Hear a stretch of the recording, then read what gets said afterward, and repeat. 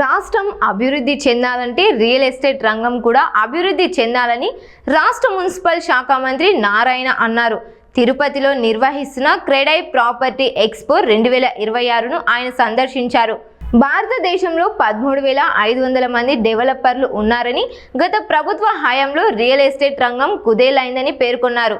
Real estate రంగం అభివృద్ధి చెందితే పెద్ద ఎత్తున ఉపాధి అవకాశాలు లభించడంతో పాటు రాష్ట్ర ఆర్థిక పరిస్థితి మెరుగుపడుతుందన్నారు.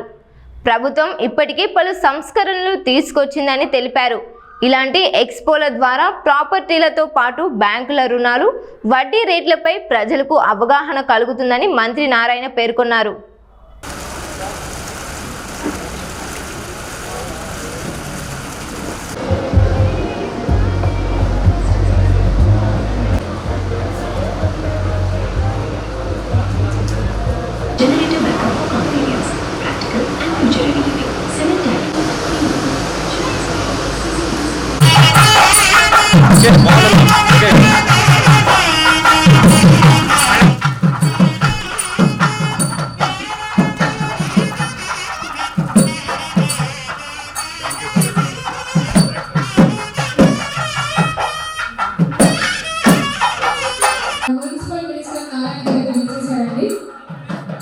So participants are please stage पर खेल रहे होते सेंडी. Sir इनके Indian band song इनवाइट చేస్తున్నారు.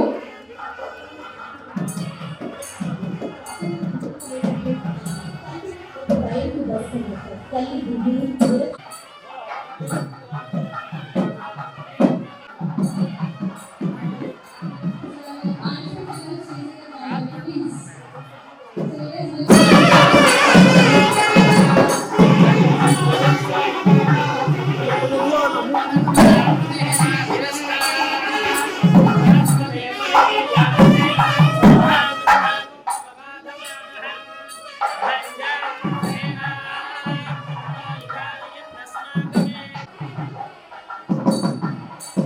క్రెడై తిరుపతి సెక్రటరీ నరసింహారెడ్డి గారు. Hi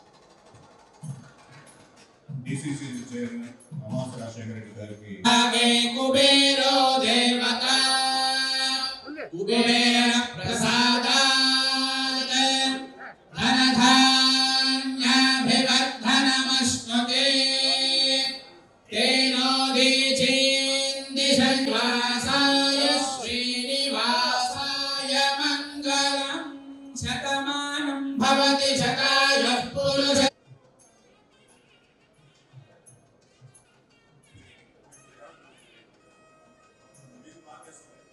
CREDAI AP guest for CREDAI Tirupati.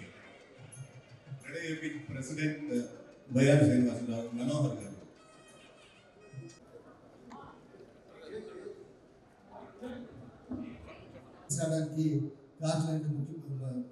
Municipal శాఖ మంత్రి గారికి మరొకసారి మా క్రెడై ఆంధ్రప్రదేశ్ తరఫున మా బిల్డర్స్ ఫ్యాక్టరీస్ అందరి తరఫున కృతజ్ఞతలు తెలియజేసుకుంటూ సెలవు తీసుకుంటాం. ఆర్జిత ప్రయత్నమే తరతరాల భవిష్యత్తును మార్చే ఉద్యమంగా మారితే పదులుగా ప్రారంభమైన విద్యార్థుల సంఖ్య వందలుగా, వేలుగా, లక్షలుగా. సభ్యులైన శ్రీ బాల్ ప్రకాష్ రెడ్డి గారికి, తిరుపతి ఎమ్మెల్యే శ్రీనివాస్ గారికి, మిగిలిన మా CREDAI state chairman, secretary and Tirupati chapter office bearers and spectators, sponsors. ఇప్పుడు ఆడియన్స్ చూసాం, మన వారి గురించి ఎంత చేసినా తక్కువే. నిర్మాణ రంగం దీర్ఘకాలికంగా ఎదుర్కొంటున్న సమస్యల్ని ఎంతో విధంగా కుటుంబంలో జన్మించి మట్టిలో మాణిక్యంగా ఎదిగి ఈ రోజు రాష్ట్ర ప్రభుత్వంలో మున్సిపల్ శాఖ మంత్రిగా కీలకమైన బాధ్యతలు నిర్వహిస్తున్నారు.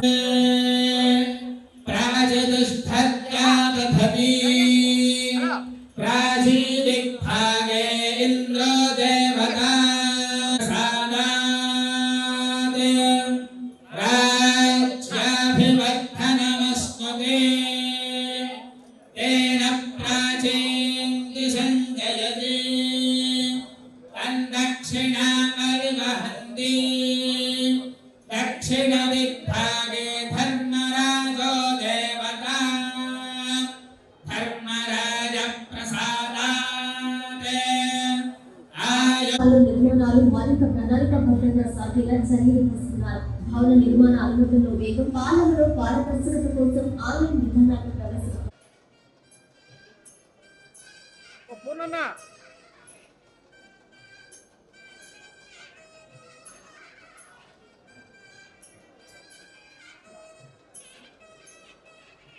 కల్పిస్తూ లక్షలాది విద్యార్థుల జీవితాలను దిశానిర్దేశం చేసింది. రాజకీయాల్లోనూ నారాయణ గారి ప్రస్థానం అంతే స్ఫూర్తిదాయకం. చరిత్ర కలిగిన వ్యక్తి. నేను చాలా దగ్గర గమనిస్తున్నాను ఆయన్ని. ఈరోజు తిరుపతిలో క్రెడాయ్ వారు ప్రాపర్టీ ఎక్స్పో 2026 యాక్చువల్గా ప్రారంభించారు. ఇందులో ఒక 56 యూనిట్ వాళ్ళు యాక్చువల్గా డిఫరెంట్ వాళ్ళు యాక్చువల్గా పార్టిసిపేట్ చేయడం జరిగింది. ఈరోజు క్రెడాయ్ అనేది భారతదేశంలో ఈ యొక్క బిల్డర్స్ ఈ అసోసియేషన్లో వెరీ స్ట్రాంగ్ అసోసియేషన్. దాదాపు 13,500 మంది మెంబర్స్ ఉంటున్నారు. రేరాలో ఎవరైతే ఇదవుతారో వాళ్ళు మాత్రమే మేము మెంబర్స్గా పెట్టుకుంటాం, మిగతా వాళ్ళు పెట్టుకోమని నాకు చెప్పారు. నిజంగా చాలా సంతోషం. వాళ్ళందరూ అంటే రేరాతో అసోసియేట్ రేరాలో ఇదైనా వాళ్ళని తీసుకుంటామంటే స్టాండర్డ్గా చేస్తామని. అయితే ఈ ప్రభుత్వం రాగానే ఎన్డీఏ ప్రభుత్వం వచ్చేటప్పటికి రియల్ ఎస్టేట్ రంగం పూర్తిగా కుదేలైపోయింది. గవర్నర్ ముఖ్యమంత్రి గారు నాకు ఈ బాధ్యత ఇచ్చిన తర్వాత ఈ రాష్ట్రంలో రియల్ ఎస్టేట్ డెవలప్ కావాలి. ఏ రాష్ట్రంలో అయినా రియల్ ఎస్టేట్ ఫస్ట్ డెవలప్ అయితేనే ఆ రాష్ట్రం డెవలప్ అవుతుంది. ఒక రియల్ ఎస్టేట్ రంగం డెవలప్ అవడం వల్ల అటు కార్మికులకు కావచ్చు, ప్లంబరు, ఎలక్ట్రీషియన్స్, ఇంజనీర్లు ఇలా ఎంతోమందికి యాక్చువల్గా ఉపాధి అవకాశాలు కలుగుతాయి.